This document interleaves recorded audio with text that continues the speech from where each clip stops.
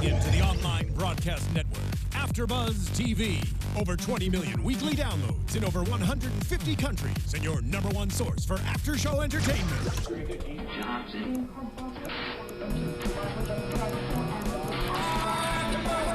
AFTERBUZZ TV, the destination for TV superfans.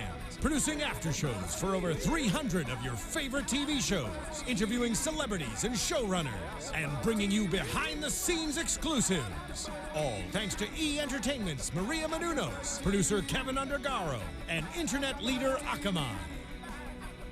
Now, let the buzz begin! So I never know which version to expect. I don't know if it's going to hit really hard right up top or if it's going to start with the chords that creep in slowly. Hi, welcome back once again, true believers, to your ABTV X-Files Season 10 after show. Join the conversation by following the hashtag ABTV X-Files or by joining us in the live chat. I am, as always, Lex Michael, all over social media at the Lex Michael. And on the other side of the table, as always, I am joined by Frank Moran. You can follow me on Twitter at HappyGoJackie. And of course, it's Lacretia Lyon, and if you can spell my name right, Lacretia and Lyon, you can find me anywhere, because there's only one. And joining us tonight to break down episode 4 of the new season, which is entitled Home Again. I'm not going to bury the lead. It is the writer-director. I am so overjoyed to welcome to our table Mr. Glen Morgan. How are you, sir? I hear applause. Yes. No one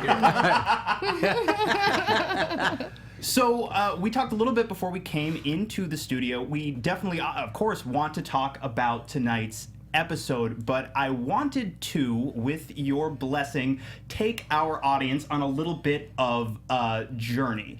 I was looking at your body of work, and I, as I mentioned to you, have some questions about how you got from thing to thing, how the dots connected, as it were. Just all over the place? All over the Just place. sometimes they fly right by each other? Yep. So, I do, again, want to remind our listeners, please, if you have any questions during the course of the show for our guest, please throw them at us. Just keep them coming. Always just lavish them. Just bury us in a sea of questions.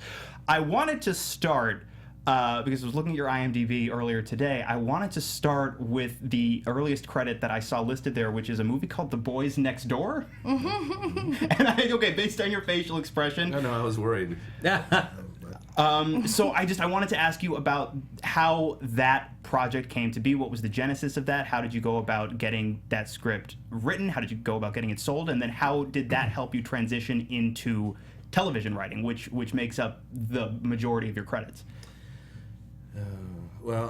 My longtime partner, Jim Wong, Yes. who wrote and directed the second episode here, Founder's Mutation, he and I went to Loyola Marymount, and when we got out, Patricia Witcher, who is a big line producer, does the Thor movies, I believe, and she got us into this place, Sandy Howard Productions, and Sandy was one of the old-time guys who was like, he made, he's best known for like A Man Called Horse, An Angel, Honor Student by Day, Hooker by Night, kind of thing. Sure.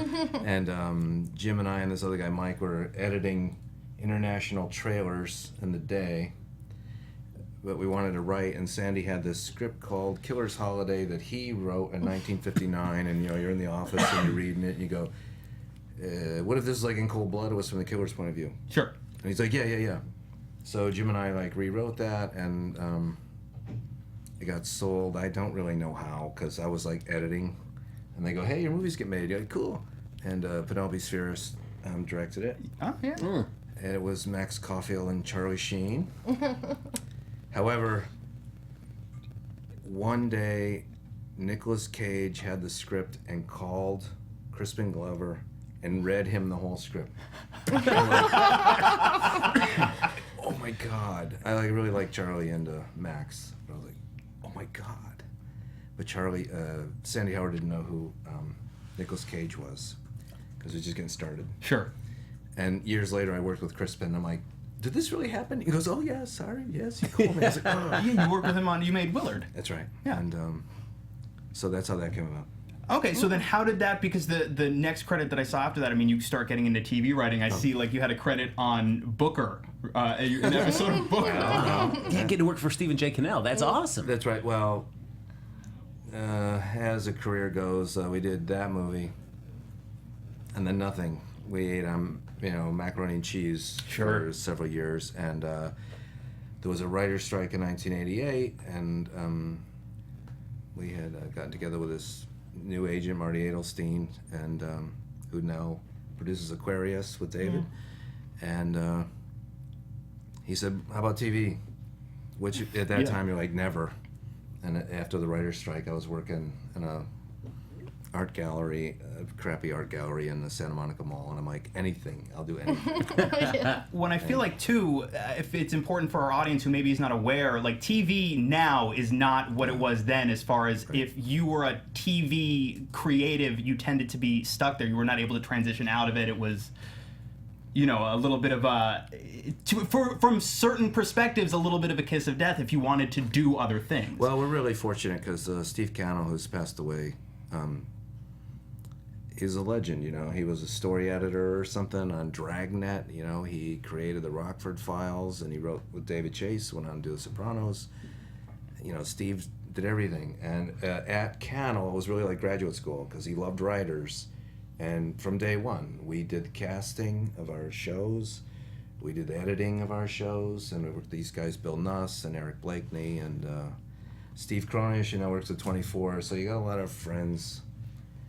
It was just a great school. And so when we went, worked there on Jump Street first, then Booker, then The Commish, and from there, Peter Roth ran Stephen Cannell, so when we left there, he was at 20th Century Fox and said, "You must see this pilot, The X-Files." Yeah. And that's how we ended up there.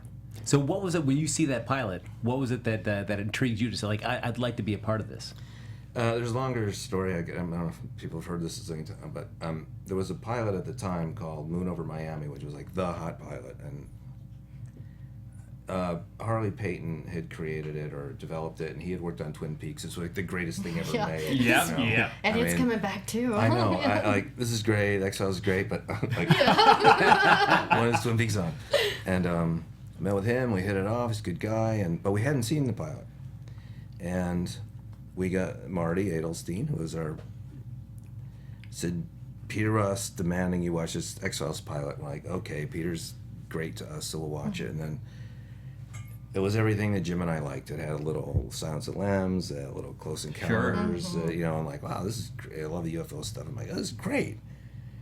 We got a problem. Well, we'll go watch that other pilot, and that'll be good too. And it wasn't. And I'm actually working for this guy now, but he chewed me out for 20 minutes, and then later said, "You made the right decision." So, all you young writers, stay friends with people. So you get into the X-Files and you find yourself in this environment and you start turning out these scripts with James Wong. And I'm not ashamed of it in the slightest. Our joke between the three of us when you were coming in here was, the fear was it's going to be a little bit like the Chris Farley show sketch on SNL, where it's like I'd be sitting here going, "Do you remember that time when you and James Wong created The Lone Gunman? That was awesome." But I have so many questions about how these came to be, because I don't want to lay it on too thick. You are responsible, along with James Wong, for some of my favorite episodes of television of all time. And the two of you guys created these indelible, these such strong, striking characters and stories. So I wanted to talk to you a little bit about a few of them that jumped out at me, specifically, as I think Frank, Lacretia, maybe you have a couple of questions as well. Oh, yeah. But before, because you guys know me, I'll just go all night. So I just wanted to give you guys an opportunity to start throwing specific story and character questions out, if you have any that come to you right off the top of your head. Oh, well, you kick it up. I have a question just in terms of leaving and coming back originally, but we'll deal with a little bit just starting off with the X-Files. So yeah, go ahead, Lex. Well, first thing I said, I was joking, but I wasn't. So you guys are responsible for the Lone Gunman, among many, many other wonderful characters, but where did they come from, these wonderful magical beings? The Lone Gunman, that any show you just you got a bunch of guys, and it was we're really fortunate. It was Jim and I and Chris Chris first. And Dan Sackheim was around. He was he later won. He beat Jim Wong for the directing Emmy, NYPD Blue. He really was around in the beginning, but he was a director. Howard Gordon, Alex Gonza, they've won an Emmy for Homeland. And Marilyn Osborne was around there at the time. But we didn't have a writer's room. Everybody asked about the writer's room. They would go off and think about that and think about that. And the network really wanted the first few shows to not... They were looking for a monster show. They didn't want it to be UFO of the week. And so that's your assignment. Is right, you come up with something that's not a monster show, UFO show. So Jim and I were in our office, which wasn't much bigger than this, at around this hour of the night, and Jim's like, what if a guy came through that air vent right now? Oh yeah, and that's how it happens, in that particular case, the Tombs thing. And as you just go on, you need other characters. Scully needs a mom and a dad. And you killed them You both. killed both of them, by the way, which is a very specific distinction. I wanted him to introduce you as Glenn, the Grim Reaper, Morgan. No, I did not want to kill her mother. The Lone Gunman, Marilyn Osborne and I went to this UFO convention at LAX, and I really hadn't been to one. And there was these three guys, and it was a table, and they had Xerox sheets. They were color, I don't know, it was like orange was a space shuttle. Blue ones were, I don't know, the NSA, whatever they were. There was a whole table of different things, and they looked exactly like the Lone Gunman. One was in a suit, and one had a rock and roll shirt. I'm a Ramones fan, so I made that a Ramones shirt. And the guy had pulled out. He's like, "Give me," he's like going on. He's spouting out, says, "Give me your $20 bill." And then some dad or whatever hands out the $20 bill, and he goes, "Look, there's a magnetic stripe, and they track you when you go to the airport or whatever." And he rips the bill and pulls out the stripe. And the dad's like, "That's my $20 bill." And I was just like, "Oh." I just wrote them verbatim. I'll be honest that I wasn't completely happy.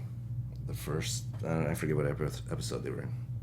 And, Tom Braidwood had been our assistant director during the Jump Street years. Yeah. And Jim was casting them, and he was frustrated. He's like, Braidwood can do it. And figuring it was a one-shot deal. And so that's how the Lone Gunman came about. Everybody else, you figure out, well, Scully's mom should be like this, and the dad should be like this. I don't know if Chris said he was in the Navy or something. I don't know.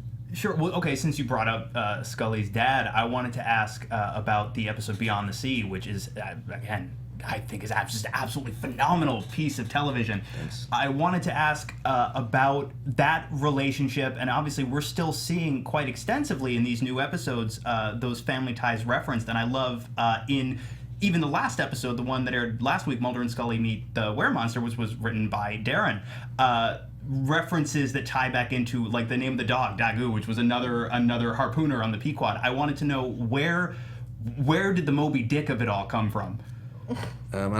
I kill the parents, he kills the dog. It's worse. Yeah, that's way worse. I don't know what made him, I don't recall why he was a Navy captain. I don't know where that came from, I don't remember. But because he's a Navy captain and all that stuff, and you have nicknames, just thought it would be neat. And figured he was Captain Ahab, that she would be Starbuck. Sure. Which could have been an inside joke because at the time they were going, "Hey, we're going to Vancouver," because they were the only ones that had Starbucks. Like it was like a big thing. And so that's where that came from. And then everybody just runs with it. You never know. I mean, that thing back in the day, Mulder having a thing about porn, it was a one-shot joke, and then Howard picked up on it and made it a two-shot joke, and then it becomes a thing.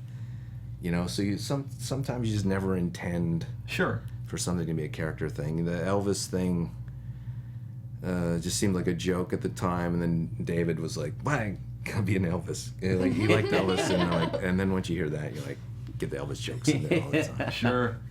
So Yeah, and I feel like so many people who work in the business that have done work that has been met with some success, I feel like they get asked a lot, you know, did you know at the time that you were making something that was going to be so embraced and people were going to pick it up and run with it in that way? And I feel like most of the time you go to work to do the work and you do the best job that you can at the time. But I feel like, yeah, it's not, you never know, especially when you're doing a series, you don't know when you're working on season 1 that decades later people are still going to be talking about it.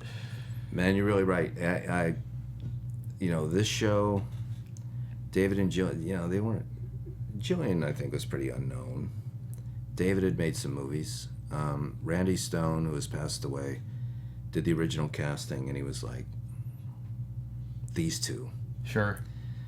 Chris had not done horror, that no one had done horror, you know what I mean? It was like really an empty, and they hated, you didn't see genre, you didn't see science fiction on TV back in 1993. And I remember Entertainment Weekly's like, no doubt about it, the show's a goner, when we were all like, yeah, I guess.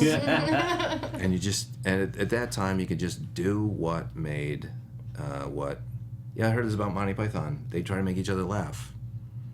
So we just, Howard and Alex and Chris and Jim and I, and just trying to go, that's a cool idea. Sure. You know, and then you bring in Kim Manners and Nutter and Rob Bowman, and it starts to take off. You know, it's got to be programmed. You know, when Jim and I were there, it wasn't a hit. It was on Fridays, and it wasn't. They moved it to Sunday when we were doing this show, Space Above and Beyond. Then it became a big hit. Sure. You know, so but I've been on other shows that you're like, yeah, this thing looks good, and then it's, you know, dead. So you never know. Because I was reading an article, an interview with you, and you were saying that, you know, the like 22, 24 episode kind of structure for a season, that is just really grueling. Like something about like the British, like the BBC kind of style, where it's maybe 6, 8, maybe 10 episodes per season is great. How 10 if you're Doctor Who. That's yes, it. That's it. Yes, exactly. It doesn't go that far. Nope. So I mean, just try those seasons where you're trying to do 22 to 24 episodes. What was it like? Just being was it just grueling at some points trying to make it that far? It's totally grueling, and you know that no matter what, 3 episodes are gonna be horrible. Yeah. No matter what you do, you just something happens, and okay, here we are. This is horrible. No matter what you do. You know, I remember being on Jump Street, and they wanted, like, I think it was like do 22, and then they dropped 4 more. I mean, back in the old days, Bonanza, I think those guys did like 39. Wow. You know, and it's just horrible because you just want to leave. You just want to go on a break. You just every night you're just like working on stories and stuff like that, and you know, and this show is tough. Like how, you know, I mean, back then. How many monsters, how many UFOs, you got to do the research, you got to really research, and you had to do your best to research the science. When in 93 you didn't really have the internet. I had to like get an idea and then run down to UCLA Medical Library and look stuff up for a day. It's We just have it too I don't good miss, now. I don't miss that at all. And I mean, I guess that's kind of leading a little bit into this, and it's kind of jumping forward in a sense. I know we'll have a chance to kind of delve back, but just since we're kind of talking about that short season structure, this series coming back for 6 episodes. So was there a lot of debate between you guys when you were deciding how many episodes to come back with it? I imagine, I'm not positive, I imagine that Fox would have liked 10. I think between David and Jillian's schedule, they talked about 8, and then it took a while. It becomes negotiated down to 6. But you know, I've worked in television since 1998, and the Millennium was the last time I was on. 1997 was the last time. 1988. Last time I was on a 22 episode show was 1997. So I did the show The River was 8 episodes, and Those Who Kill was 10 episodes. I don't know any shows that are 22 except maybe some Shonda Rhimes. I'm not sure about that. But so that's where they found a way now to make those profitable. On the old when I was getting started, if you said I wanted 10 episodes, the studio would tell the network, go to hell. How dare you suggest that? You had to do 100 to make a profit. And now I believe they can make a profit on shows that are canceled after 13 or something like that. That's what I was told. I don't know. Yeah, well, and also there are so many more ways now for an audience to find episodes of that show. Whereas, you know, I mean, when the X-Files started, it's like you either catch the episode when it airs, or if you're lucky, maybe it'll cycle back around in a month, maybe. Right. But now, you know, with Netflix, with iTunes, with all these different types of on-demand services, you can get a 6-episode order, and you can find your audience, because it's all about niche audiences now, and that audience will just passionately attach themselves to the thing. So yeah, you can monetize in a way that I think was absolutely unfathomable when this show started. Totally. You know, some people, some of these sites, I see them making fun of Fox for going, we're not listing overnight ratings anymore. But I think they're right. You know, when you see, I don't know the last time, sports is the only time I watch TV live. Sure. Everything else, you know what I mean? And Kristen and I watch Netflix in bed or something like that. I don't watch TV, right, per se, you know. Yeah, and I feel like that's a model that is becoming increasingly, rapidly outmoded, you know, and yeah, I agree with you completely. I feel like just listing overnight ratings is not really an indication of whether or not something has legs now, because it will do great numbers on a streaming service where it may not have had a big live draw, and it's more about cultural penetration, I think, than who's actually watching it on its initial airing. It's a little bit harder to track something like that. But yeah, it just seems like those numbers, it's not really a great way to keep track of who's really watching at this point. But that being said, by all accounts, it does seem like, without specific numbers being listed everywhere, it does seem like Fox is fairly happy with the numbers that this new run has been getting. I would imagine so. Now, for you, I mean, I guess we're talking about a little gap between the show ending. We did have the movie in between, and then the show coming back now. For you as a writer, was it in that intervening time, were there times where you might be reading something, you hear about something, and you just kind of filtered through like, that would have been a great X-Files episode? Or were you able to just kind of put those characters away for that time until the show came back now? Well, I don't want to jump ahead from what you want to ask, but tonight's episode, I was doing this movie, Willard, and my wife, Kristen, and I, it was 2002. We're taking A.D. Roger and our friend Julie to a Canucks Red Wings playoff game. Oh, wow. And going down to the arena, and from this downtown, it's just like hundreds or a couple thousand people walking this way. And there was a man standing in the street looking the other way. He's very tall. I imagine he's homeless. He had a trench coat. And he had, we've all seen people with 1,000-yard stares, they call it. And this guy it was indescribable. I would just looking like that in the street. And he had a Band-Aid attached here to here. And, 15 years later, Kristen and I are still debating what was coming out of his nose. And it was just unfortunate and horrible. And you just like, that man was from another plane. And everybody, we went to shoot the next day. We talked about the Band-Aid nose man. Everyone made fun of us. Sure. And then shortly after, we went to see the Jim Rose Circus, who was in Darren's episode with the Circus Freaks Humbug, and they juggled chainsaws and stuff. And when we walked out of this club on a Granville, there he was. I was with my friend Julie, and she just grabbed my arm. I'm like, I told you. There he is, the Band-Aid nose man. And so whatever that's been now, 12, 15 years that was. In our house has been the Band-Aid nose man. So I'm like, cool. If I ever had an X-Files, that's what I would want to do. Yeah, and I just hope that Vancouver Canucks Red Wings game was not after the dramatic goalie battle that I witnessed in Dallas, the Dallas Stars Vancouver Canucks, because I believe that would have been the same year they went off against the playoffs. But I'm a sports fan. 2002. Yeah. The Canucks had won 2 in Detroit, and everyone was like, oh my God, and then Detroit scored from the blue line, and it was over. Yeah. But so, yeah.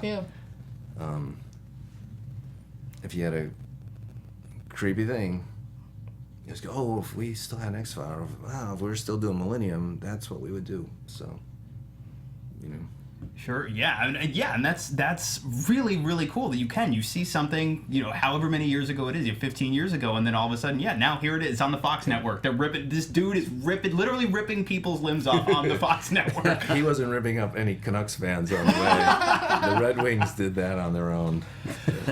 They always do. I feel like we are going to jump around a little bit, but because we are now touching on tonight's episode, wow, first of all, just the brutality of the Band-Aid nose man and the way he would quite literally just, I believe I saw a head come off with some spine still attached to it. So cool. Yeah. You know what? I don't think I asked for that. But Bill Terazakis, our special makeup guy, who did Darren's, but he's extraordinary.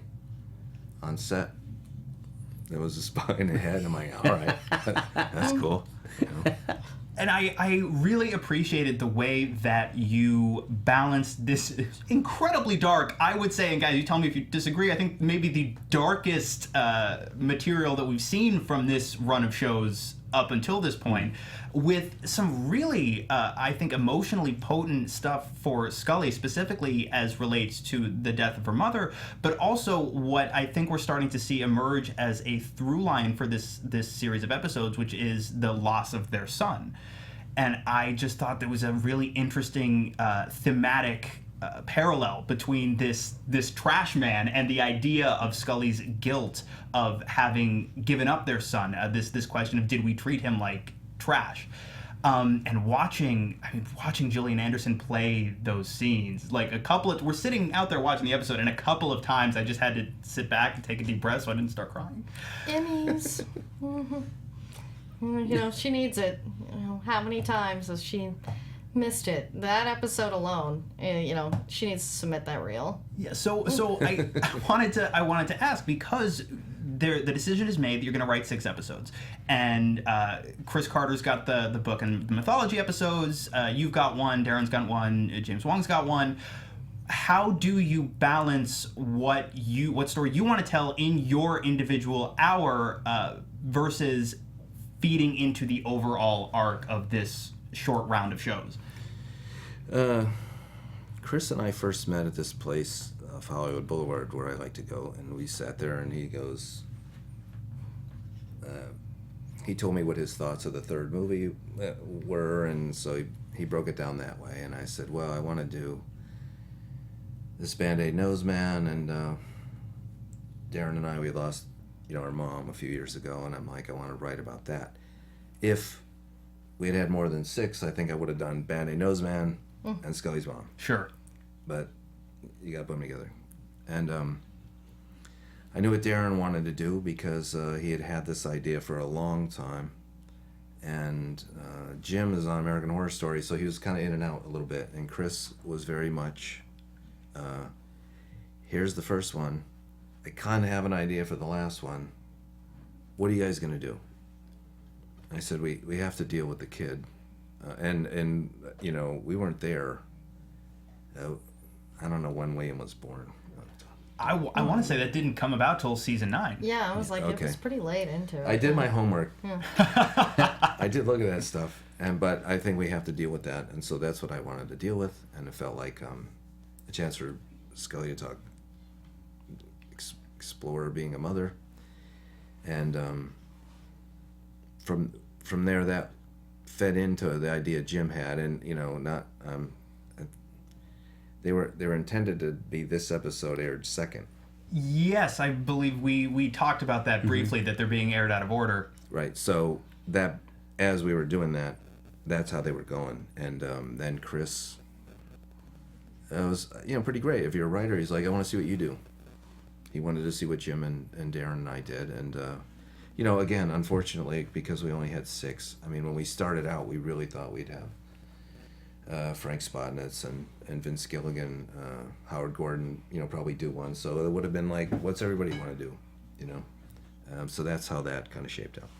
Sure. So you mentioned in passing a handful of minutes ago that you didn't necessarily want to kill Scully's mother. Is that you referring to just having to balance both of those big stories in one episode? No, I wanted it. No. Sheila Larkin is the best. And she's married to Bob Goodwin, who was our line producer back then. And there's no need to take that income and all that kind of stuff away from somebody. It's hard to do. But I talked to Sheila, and I'm like, this is a story I want to tell. And it seemed to be important for Scully, and another aspect of her motherhood. Sure. And Sheila was unhappy. Like, she's great, but I think she doesn't like. No, I had this idea that Those Who Kill, and I had Kathy, not Bates. Yeah, so the same thing. I don't want to lay in a bed for 2 days. Right. But you know, they really don't want to die. They don't. But Sheila did it. Because once you see what Jillian's bringing, no actor wants to go, yeah, I'm going to be in my trailer, get a double, you know. And so to watch those two work that out, and, you know, those are two actors that have had this relationship off screen as mother and daughter for over 20 years. It's a heavy duty thing. So I don't want to kill her for that reason. Oh, that makes sense. Because you feel my brother kills dogs. Yes. Yeah, I remember that. Darren's a dog killer, everybody. Okay. Yeah. But yeah, I mean, you feel a very real sense of loss, and especially when, if you are a fan of the entire series and you've watched Mulder and Scully's journey since the very beginning, it is one more thing that is it's such a heavy, profound thing for Scully to lose after losing her father, then her sister, now her mother. Mulder has essentially no family left to speak of, either aliens or assassins or... so it's a very profoundly heavy thing, and it does just as an audience member, like, you feel that loss, and you don't want to see her have to. Of course, yeah. Yeah, you don't want to have to see her deal with something like that. But I think it works so wonderfully. This crisis that she's having, this emotional crisis over giving up her son, now losing her mother, and feeling an absence on both sides of the spectrum, I think was crazy effective. I also really liked the tie-in going all the way back, I believe it was season 2, the flashbacks to One Breath, with Mulder at Scully's bedside after she was returned. And because we're jumping around, going all the way back to season 2, you mentioned that, you know, when the show first started, it wasn't necessarily a hit. People, you know, it was on Friday, then it got shuffled around, and it was about midway through the second season, right, where there was a certain chunk of the mythology that seemed to pull greater audience interest. Well, because Jillian got pregnant. Right. And so I think she got pregnant halfway through filming year 1, something like that. And so we knew that she'd be delivering in September. So there's some mention at the end of the first year, things are going to change. And so, there was mythology, but... we never planned anything that heavy duty, you know. So once she was not going to be around for a few weeks, you know, she vanished and stuff. So that totally dictated, you know, sometimes you go, I got an idea. And other times the idea goes, this is what you got to do, you know. Well, I think when you think of X-Files, many people think like, oh, well, it's either the mythology kind of episodes or more the creature of the week sort of episodes. Right. When you guys were coming back with the 6-episode run, was there debate? Because certainly with Darren's episode, I felt like that was such a great way to pick up on those characters after all this time, and I could think there'd be argument being made that could have been the episode that could have kicked off the season, because I felt like it was really, like, as we talked about last week, Mulder getting his groove back, of a sense. But then you guys started, but in the sense of like just starting with the conspiracy episodes or the mythology episodes as opposed to like the monster of the week, was there a debate or like, if we're coming back for these 6 episodes, what's the best way to kind of come back into it? I think, to Chris's credit, he was always going to do what the writer wanted. The show worked first, in my book, first and foremost, Dave and Jillian. Because the X-Files has been ripped off by a lot of shows. Oh, yeah. Oh, yeah. They didn't have Dave and Jillian. That it's whatever it is about them, I want to go through UFOs and werewolves or whatever with them. Second, you know, Chris always respected what the writer wanted to do. And so going into it this way, you had David and Jillian, and you go, what do you guys want to do? You know, so that dictated what we wanted to do was how much and you know, Darren, he never wrote mythology. Jim and I I don't know, did one or two. I don't remember. But you know, that was always Chris and Frank did that, and Chris is going to handle it. Well, for you, coming into this, you've done many projects between X-Files ending and coming back, Intruders, many of the Final Destination films. When you're coming back to this, what did you bring from all those experiences that you've been on projects that you've worked outside back to this episode, whether you're writing and directing it? Well, you mentioned Intruders, and I gotta, as long as that comes up, I mean, AFTERBUZZ. Yeah, Marissa said, bring it back. That was, she said, send it high, bring it back. That was, you guys, it was one of the only places that were nice to us. And I, still appreciate it. We bring the Canadian crew. We went back to Vancouver. Jim and I weren't there, but they shot Year 6 or whatever in Los Angeles, and right. I would say they lost the character. Vancouver has a natural kind of scrim over it, and it's a beautiful place, the best place, but it's creepy. Sure. I mean, the light is from a different angle all the time. And the crew, I would go up there, there's a lot of tax breaks and the dollar from time to time and all that jive, but the crew is great. And our camera operator, Mike Wrench, I mean, we've worked with him. Jim and I, gotta have Mike. Mark Freeborn, the production designer, that big spaceship that he built. He did Final Destination 3 with us and Willard, and I mean, it was great to have our crew and that family back together. That's... So what would I take from other shows? The crew, because they were all from those. Yeah. Well, and as you mentioned, you said that you directed this episode as well as several other ones. And Michelle, NCIS Fanatic Live, had a great question. Just sort of, how do you look at it? How do you feel about directing an episode that you wrote? Well, I don't know how I could direct one that I didn't write. Because... Chris and I talked about this, writing it is like your first prep. You're writing it and you go, I don't want to be here. I'm going to be here. You're kind of figuring it out right then. It's having somebody else, that really looked up to guys like Dave Nutter when they would come, or Rob Bowman, what are you talking about? And that's the part where I come to realize that I directed, that I need to go back and apologize to them, because I'll go, just do it, Bowman. And now I'd be like, oh, I know what he was mad about. So, because we were talking about some of the interim projects between the X-Files leaving the air and coming back, a couple of titles in your filmography that I grew up with a little bit. Final Destination is one.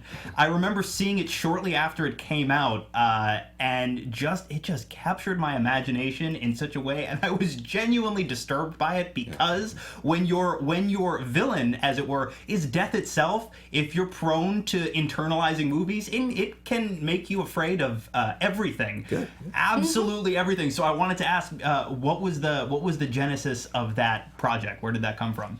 New Line had an idea from this guy Jeff Reddick, and they're but they had a Ingmar Bergman death with a sickle type thing. No, we won't even go in there. Jim and I were like, no, we don't want to meet. And they were insistent on it, and we went in there, and I really like the Val Lewton movies, the Cat People, where they didn't have the money to show stuff.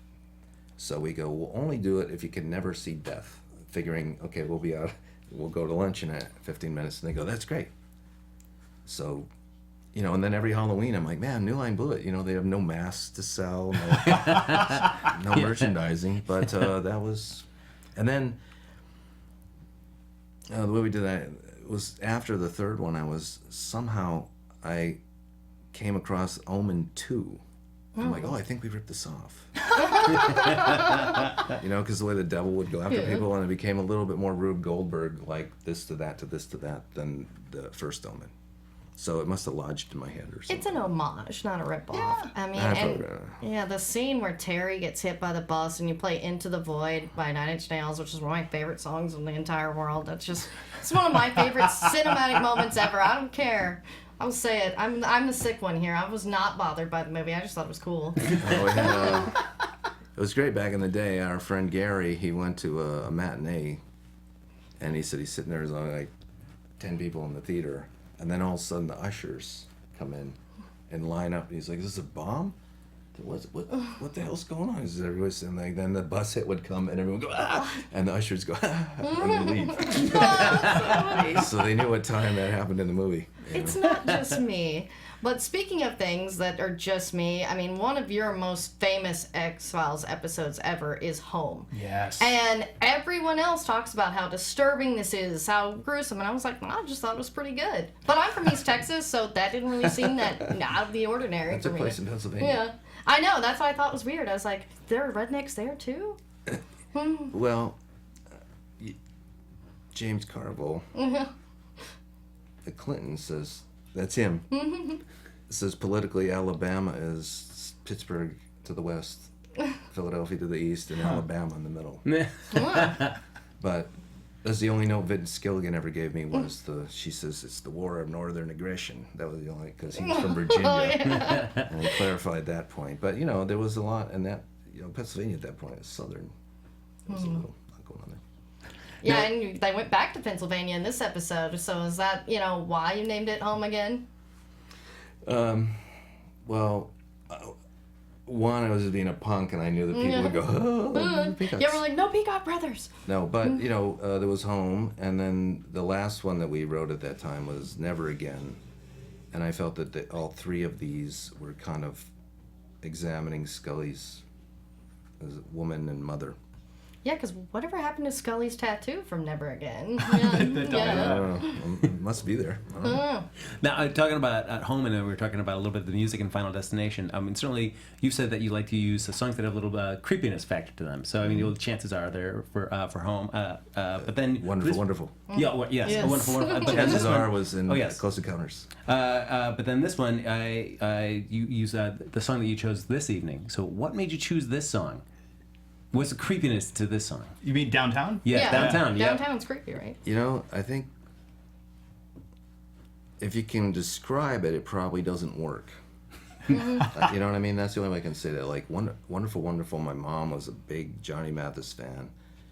And I really, Christmas time, Johnny Mathis is on. I have no problem with Johnny, but something about Wonderful, Wonderful, the arrangement, that whistle, something is creepy. And everyone agrees. But I think all of us sat there in the car, wherever you heard it, and went, that's kind of bothering me. And there's something about Downtown that has that. And Final Destination, we used John Denver. Yes, a lot. Rocky Mountain High, right? And so, but it just has a different, I don't know. It's hard. It's like I've put on songs I have, CDs, I'm like, oh, this might be a good one, and I go, yeah, no, or you go, yep, and then you get to it and you go, nah, it doesn't really work. I thought the end of Willard, I was going to use that Pearl Jam Rat song. Wrote it, I listened to that song 1,000 times, I'm like, put it in. Jim, the editor, he put it in, I'm like, this is awful. And you had to go with Smashing Pumpkins. But if I remember correctly, didn't they used the Smashing Pumpkins song, I think, all over the marketing? Yeah, on the marketing, yeah. But that actually, since Willard came up organically in the conversation, that was something else I wanted to ask you about, because I remember I don't even remember off the top of my head how old I was when that came out, but I remember seeing, I think, a TV spot for the movie, and they had the song, they had the Smashing Pumpkins song. Yeah, and I'm watching this, and I'm going, for the first couple of seconds, it's a short spot, the first couple of seconds I'm going, what is this? And then the song kicks in, and it's Crispin Glover, and what looked to my young eyes like a crashing wave of rodents, and I'm like, I'm in. I am in. Take all of my parents' money. But I wanted to know what was the genesis of Willard? Well, that was a movie from 1970. Yes. With Bruce Davison and Ernest Borgnine, who I got to work with Bruce on Those Who Kill, and he's like, the best.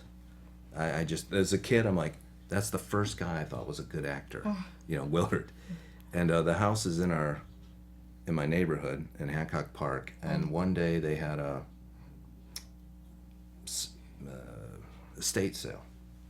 So Chelsea's over here, my daughter, and I'm like, we're going there. And we go over there, and it's just like ashtrays and stuff, but the house is like, oh yes, this is the house from the original movie. Like, yo, that scene was there, and I'm like, oh, I'm like geeking out, and there's nothing there, and I'm about to leave and go out the door, and whatever, somebody turned my head and there on the fireplace, these 2 rubber rats. I'm like, whoa, whoa, whoa. What are those? And the guy goes, oh, they made a movie here once, and they used those to fill up the background. And I go, how much am I paying for the rubber rats? Wow. Yeah, about $25. So that I really admire that movie. I love that movie, and I want to direct.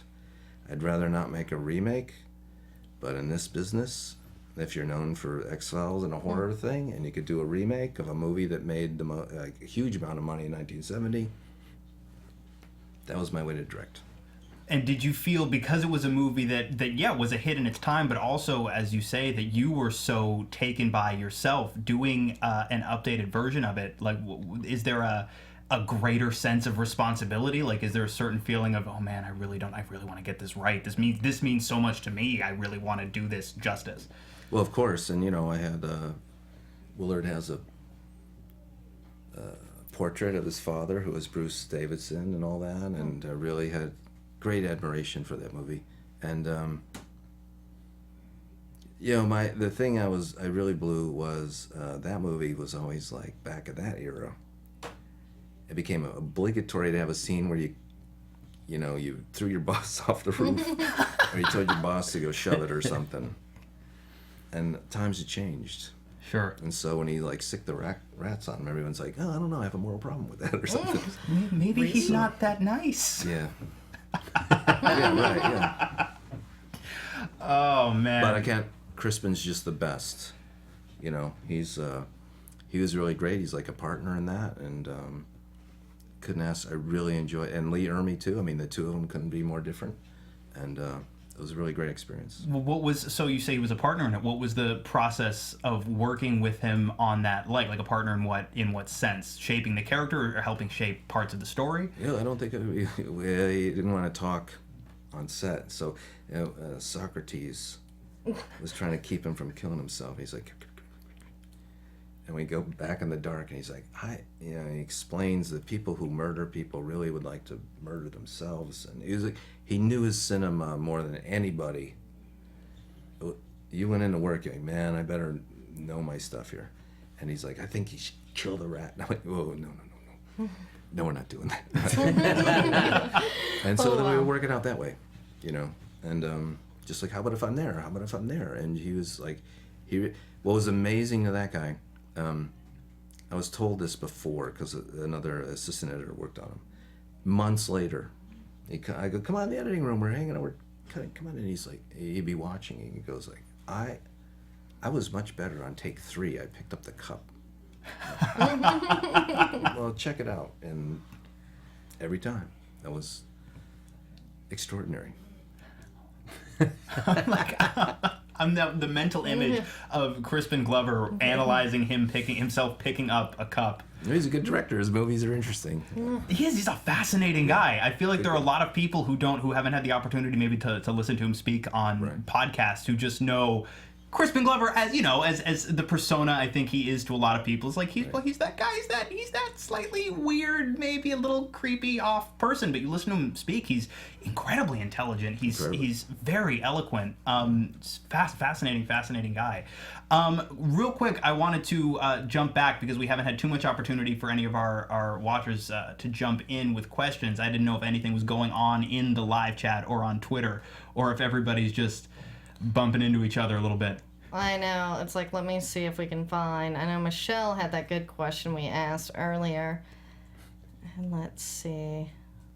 Yeah, everyone's just happy to have you here is all I'm seeing. She's looking at the ESPN scores. Yeah. There's nobody Don't on worry, there. the stars aren't playing, so. The second, like she checked out as soon as you guys brought up hockey. Like she's physically here. Her mind has not been here since the hockey talk started. This was my thought. I think a lot of the audience has the same inclination that we do to fan out really hard to maybe the detriment of pointed conversation starters. Well, I know one thing that I talked about in this episode, certainly, and Scully has that line, is just talking about, we were talking to the artist that brought that Band-Aid Nose Man to life, just being responsible responsibility. You have to take responsibility for something that you're bringing into this world. Right. So what made that as the theme that you wanted to kind of address in that episode? They kind of really tied in nicely, both with Scully's story and with the monster of the week, the Band-Aid Nose Man.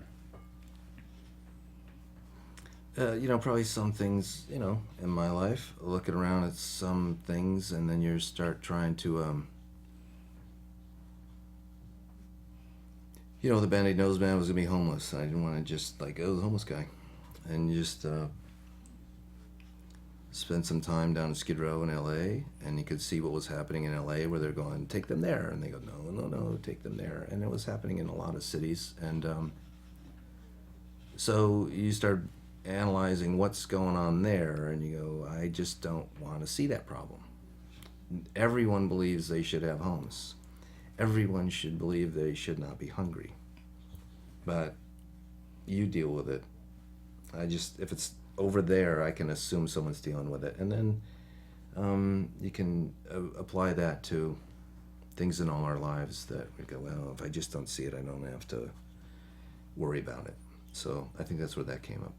Because I know Darren was and if saying... it's not, it sounds pretty good. Yeah, that's right. Darren was saying, I know, in an interview where it's like if he's changed, like doing the X-Files originally when he killed Skelly's dog, it's like now he wouldn't do that. I mean, in that time he's changed and grown that he would not kill that dog now. Yeah. In the sense for you, how do you think you've changed? If you look back, like things you may have done back in the day that as you're coming back to do the show now, you're like, now I've grown, I've changed in this intervening years. I would approach something differently now if I was in that same situation.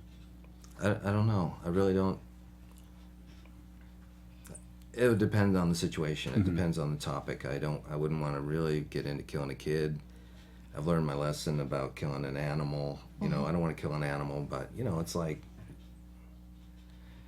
Intruders. I just had people like execs wanted this character to drown a cat, and people are like, bye, and so things like that I would not do.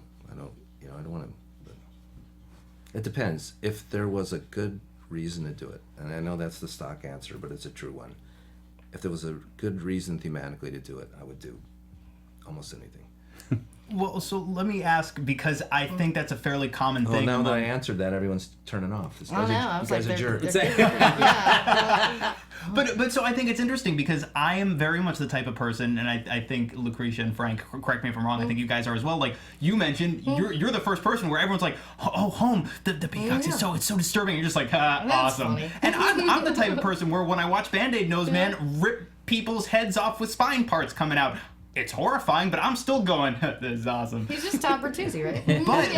But I feel like there's a lot of us that are like that, but then you flip it the second an animal is in even the slightest bit of jeopardy. It's like, oh, no. I'm not watching that. No, you better not hurt that dog. No. No, Final Destination Jamon goes, it kills a dog because I want to show that death is bad and get anybody. I'm like, let's not do that. And he's like, kills his dog, and then at the test screening, he was like, just... I'm like, okay, that dog lived. Then we did this movie with Jet Li, The One. He did it again. He killed the dog, but then the dog came back in a parallel universe. People were like, no. That dog lived. We want him alive. So let's not do that anymore. Yeah, I feel like hurting an animal only works. That I think the only example recently that I can think of where it works is I don't know if anybody at this table but me has seen John Wick, where the inciting incident is that his puppy is killed. And it's only acceptable because he spends the rest of the runtime of the movie killing everybody that killed his puppy. Right. But still, people aren't happy. Completely rational movie. I don't know. Lacretia, it looked like you were, somebody was saying something that you were reacting to. Let's see. We've got Drew UK Izzle. I don't know, that's a lot of Izzles for me. Wants to know if you think they should end the series on a high note with this event or keep it going. Thanks for that question, Drew. That's out of my realm. You're like, I'm not in charge. Well, then I'll just ask a sports question. I always felt... I'll ask a sports question. Back in the day, I felt X-Files should end happy. I was writing Millennium, it should end sad. Yeah, because Lance Hendrickson, it's just amazing. I loved Millennium too. Yeah, that was much a dark show. Yes, good. But yeah, sports question. Why did you decide to make Mulder a Spurs fan? Well, This episode, I was like, do I need to explain that, guys? Tim Duncan Yeah, is tall. tall. And so he's like Tim Duncan. Yeah. Everyone would know Tim Duncan. Yeah, and then he And then you just... trash the 76ers as well. Because they're the only team worse than the Lakers this year. Please. I know, but we did that in June, and I'm like, I hope they're still. They're still bad. I hope they still suck. They've Protect my sucked for a joke. while. That's right. It's the 76ers. They've been bad for a while. Look, I'm So, a yeah. Charger fan and a San Diego Padre fan, so I've taken enough jokes out of that, so I can dish a couple out. Are you excited about the prospect of them moving up here to Los Angeles? You think it's going to happen, or do you think It they're doesn't gonna... seem like it anymore. About a month Yeah, we ago, got the I would've thought for Rams. sure. But yeah, it would save me a drive to San Diego. Now, do you have all the logistics of this particular episode worked out? Like, who is driving the garbage truck? Oh, all right. Because I feel like That's a creepy thing. yeah, it's a creepy thing. It's like all The right, ghost of Krychek. the ghost of Krychek is driving the garbage truck. That leaked. That's an exclusive. Because obviously whether or not there will be more is not up to, I think, any one person. Assuming that there is an opportunity to continue to expand and play in this world, is that something that you would be interested in continuing to do? Sure. This is good water. Did you get some of the vodka left in the fridge instead? No, of course. Look, everybody. I'm not including those things, but obviously it's done well for them. We all like each other. Sure. Those, David's got a show. Julian's got a show. Julian's going to be on, Broadway again. And I think that's part of the. Now, a 6-episode thing can really feel like you're doing a movie because it's about the same production time. 2 or 3 months or so. And it's just we'll see. It's just a matter of getting that, and I don't know what the money situation there Sure. and all that kind of stuff, but I think that the goodwill is there, I would assume. Yeah, it's exciting for me as somebody who's been a fan for a very long time. I mean, I talked about, I think, on our first after show when we were talking about the premiere of My Struggle, I talked about how one of my earliest memories that is still burned into my brain is it's on our graphic right there, the little from the opening titles, the white silhouette falling. Yes. That image is one of the earliest memories that I have, and also like my fandom for the X-Files has just continued. It's like a wave that I've been able to ride throughout my adolescence and after. My cat's name is Mulder. I don't think that's come up on this show before. I had no idea. But it's exciting. It's exciting not only to see that world back, but to see that there is still this really palpable excitement, this desire that a wide audience seems to have to go back and play in that world. Yeah, it's there's a lot to it. You have Chris will keep saying that when they ended the show in 2002, we were all looking to the government to save us. And 13, 15 years later, whatever, 14 years, everybody's like, government? They're against us. Yeah. And you have Snowden and all that stuff. So then there's always going to be somebody trying to control somebody. So that's always going to play. It was nice to see that excitement. We had people, we all had badges. There were paparazzi and people on the street. I had that opening scene where he drives away. The Band-Aid Noseband throws the legs and he drives away. Is like we shot that next to where you buy your crack in Vancouver. Beautiful city. Go there. Go to that park. And like next morning it was on Twitter. Like, oh, who is 2 in the morning? Yeah. Taking pictures. All that stuff is great. You have an audience that is made up of a portion of shippers, non-shippers. Give me the mythology, give me the monster of the week. You're just not going to make everybody happy. And I think for, the most part, I think that, done okay. Well, for you, because I know you in some of the No. interviews you're talking about. You did great. You did great. Okay. Yes. The standards and practices, like in terms of home, like working with that and kind of figuring out how much you get in the intervening years. Now, when you come back for this episode that you did, home again, standards and practices. Do you feel like it's things are easier now to tell, or are there things that are less that you can't get away with that you could have got away with back then? I think standards and practice has always been, and when we did Home, we had this executive, Linda Shimatsuno, who was great, and I brought her in the editing room when we were doing the sheriff getting killed. That whole wonderful, she was in there. And so no one defended that show more than Linda when the letters started coming in. I feel that standards and practices is very much like if someone can go recreate it, they don't want it. So a guy pulling out an arm and a head, it's not going to happen. So they, okay, don't do that. Or, you know, like cut a few seconds out or whatever, but no one's going to recreate it. If you know, in X-Files, there's an episode everyone hates with the vampires and the guy pours gasoline on the floor, you're going to burn down the house, whatever, and then there's an insert of a match being struck, and standards and practices that cut out the shot of the match because it was demonstrating how to light it and throw it on Sebastian. So if somebody goes out in the world and does it, they go, I saw it on X-Files. They got a lawsuit. Yeah. So a show like this is like, you're not going to have an alien probe or whatever. You know what I mean? So I think they've always been pretty good with us. But I also want to meet the person that didn't know how to light a match until they watched the episode of Did you know X-Files. there are little fire sticks that I had never heard of before? And last night on the Fox network, I saw these little fire sticks. Yep. Wow. Well, that actually brings a good question back to Michelle, NCIS Fanatic Live had another one. She's the only one on there. I know, I think so. She's always giving us good questions every episode. Okay. But yeah, she asked if the added commercial time that we have now versus the 90s made editing a little bit difficult. What makes it difficult is the acts. Because back then you'd have a teaser, that 3-minute, the baby, you bury the baby in the storm, boom, go to the main title.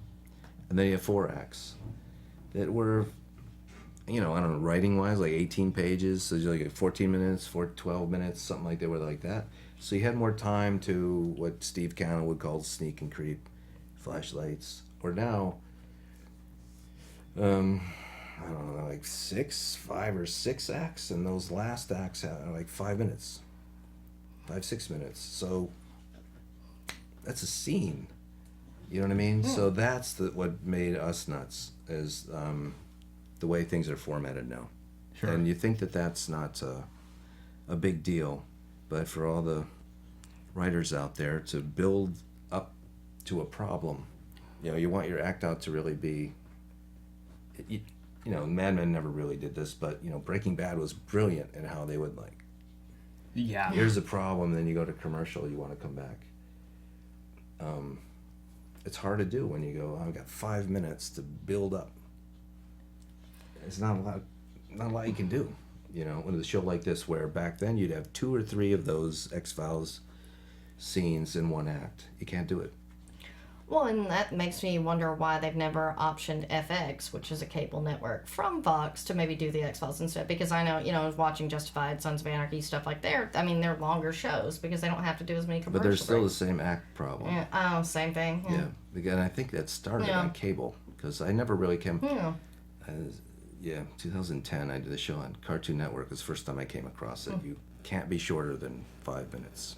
Oh, wow. Now, I know you said that you don't have a chance to do the sneak and creep, but you did do a nice flashlight. Looking around, they're great bringing back the flashlights in this episode. So that was fantastic. That was the second show we shot, and the first one, he was in that taxi driver outfit or whatever.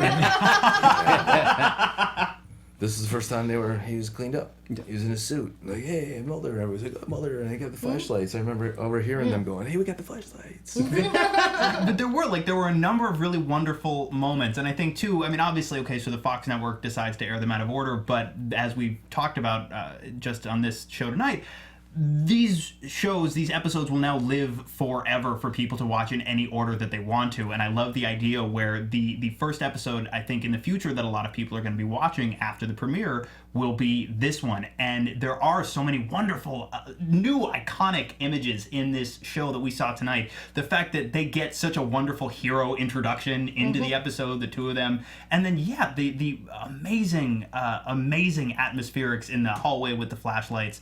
How much of that is specifically intentional? Like, do you because you are directing the episode on top of having written it, do you look for specific iconic moments, or do you just allow them to happen organically? No, there was being a whore about it. They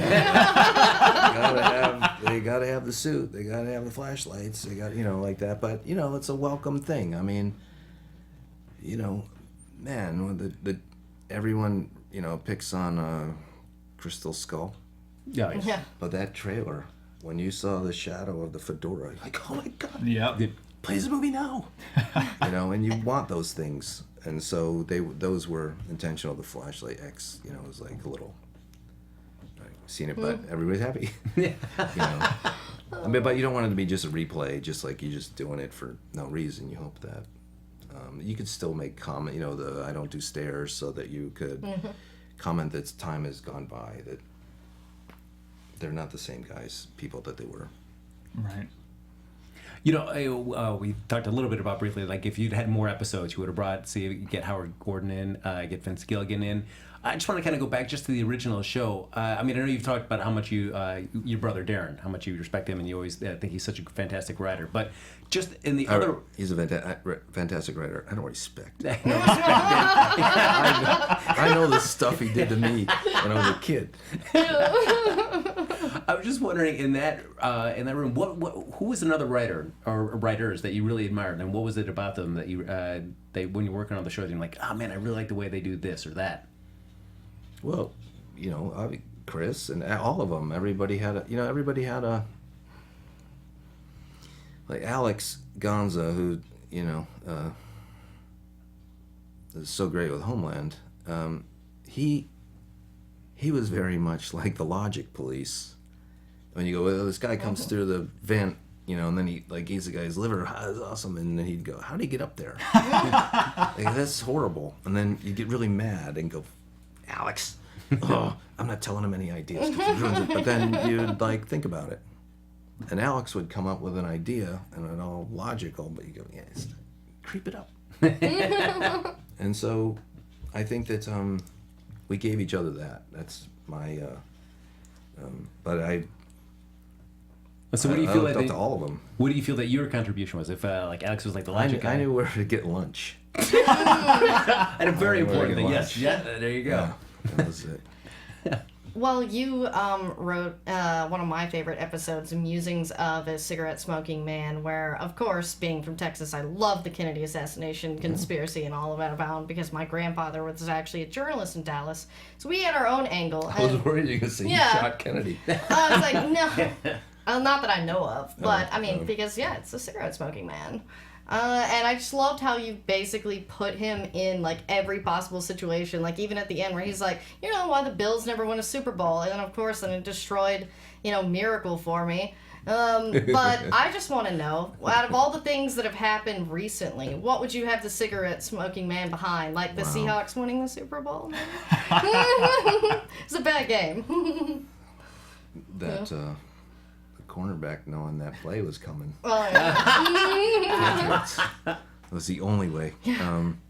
Good question. I'd have to think about that. Yeah. I love the idea of the cigarette smoking man sitting exactly as we saw him at the end of the premiere, with smoking through the hole in his neck, watching a sports fiasco and chuckling quietly to himself. Yeah. I love that. He was behind all the greats. Belichick does not win this year. All right. Deflated the ball. Yeah, when the whole deflate gate thing happened, he's just sitting at home going.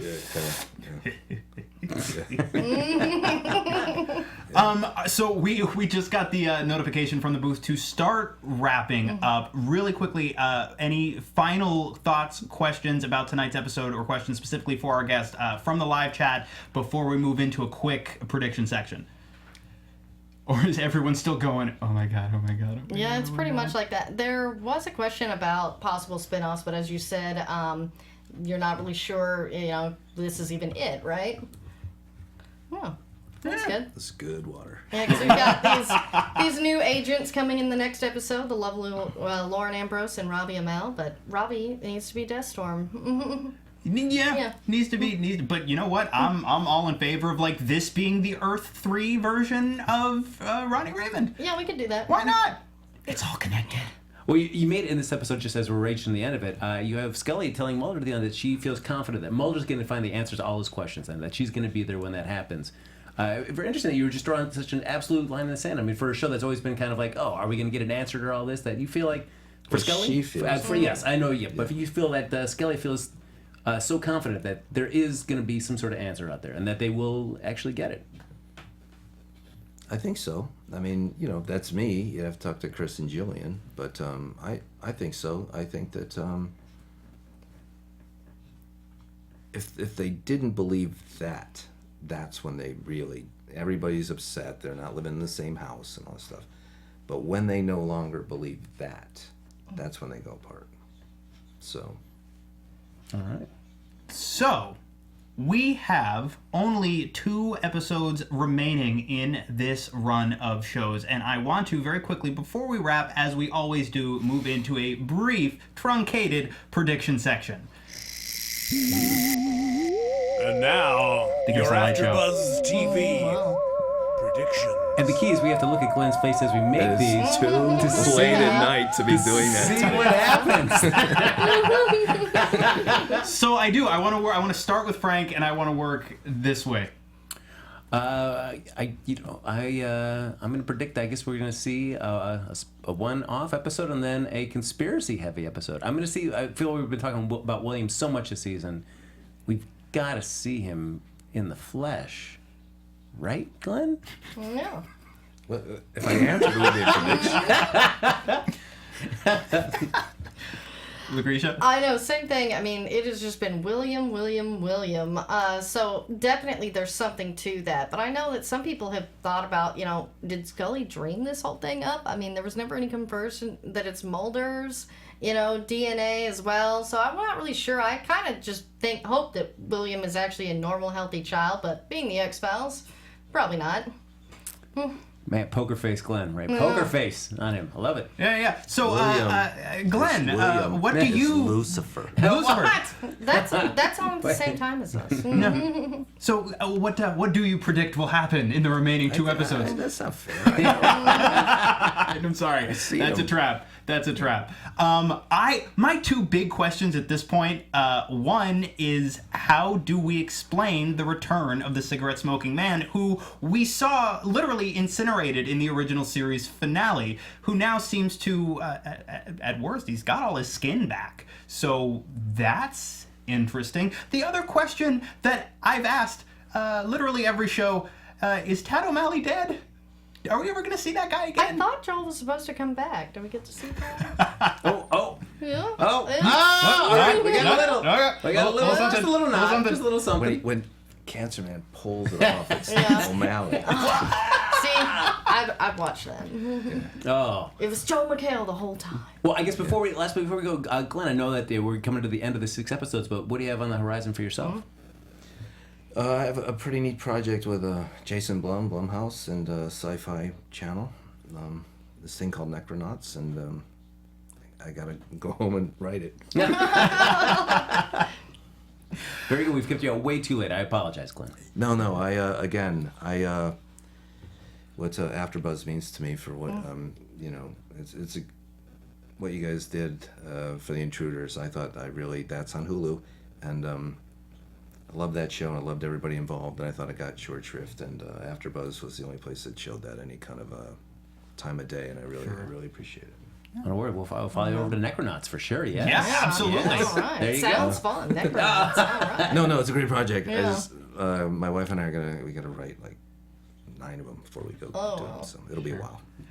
All right, well, I think that is going to wrap it up for us here at ABTV X-Files for the night. Glen Morgan, thank you again so very, very much for taking the time and doing this show with us. There we go. Yes. My wonderful co-host, where can people find you guys on the internet? You can follow me on Twitter at HappyGoJackie, and then you can check me out at Iowa West Tuesday nights at 9:30 with my improv team, Max. All right, guys, and if you can spell my name right, it's LACRETIALYON. Find me everywhere, including here tomorrow at 4 p.m. PST for the Castle After Show. Go Stars! And I am Lex Michael, all over social media at the Lex Michael. Thank you guys for joining us again. Join us again next week at our usual time as we continue to unpack the mysteries of the X-Files. We will see you then.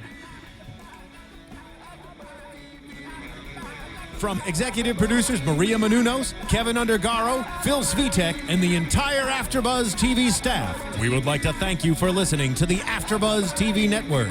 To watch or listen to other after shows and post comments or questions, be sure to visit AfterBuzzTV.com. I'm Sir Richard Wentworth, and this has been a presentation of AfterBuzz TV. Buzz you later. The views expressed herein are those of the hosts only and do not necessarily reflect the views of AfterBuzz TV or its owners or principals.